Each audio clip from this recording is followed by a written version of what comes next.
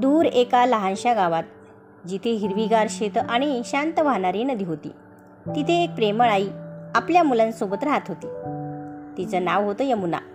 यमुना दिसायला अगदी साधी होती, पण तिचं हृदय खूप मोठं होतं.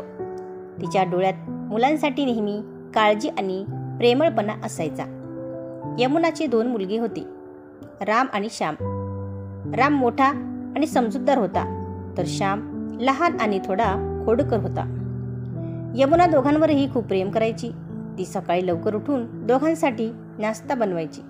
गरम गरम पोहे आणि सोबत लोणचं मुलांना खूप आवडायचं. शाळेत जाताना यमुना दोघांनाही तयार करायची. त्यांच्या दप्तराची तपासणी करायची आणि त्यांना हसून निरोप द्यायची.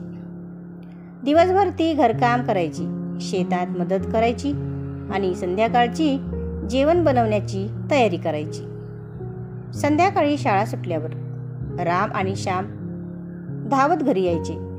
यमुना त्यांच्यासाठी आवडते खेळणी आणि खाऊ घेऊन दारात उभी असायची. मग सगळे मिळून गप्पा मारायचे, खेळायचे आणि हसायचे. एक दिवस श्याम खेळता खेळता पडला आणि त्याच्या पायाला लागलं. तो खूप रडला. यमुनाने लगेच त्याला उचलून घेतलं, त्याच्या जखमेवर हळूवार फुंकर मारली आणि त्याला घरात घेऊन गेली. तिने त्याच्या पायाला तेल लावलं आणि त्याला गोष्ट सांगायला सुरुवात केली. श्याम हळूहळू रडणं विसरून गोष्टीत रमून गेला. रात्री जेवणानंतर यमुना दोघांनाही आपल्या जवळ घेऊन बसत असे. ती त्यांना छान छान गोष्टी सांगायची, कधी देवांच्या तर कधी राजा राण्यांच्या. गोष्टी ऐकता ऐकता राम आणि श्याम कधी झोपून जायचे हे त्यांनाही कळायचं नाही.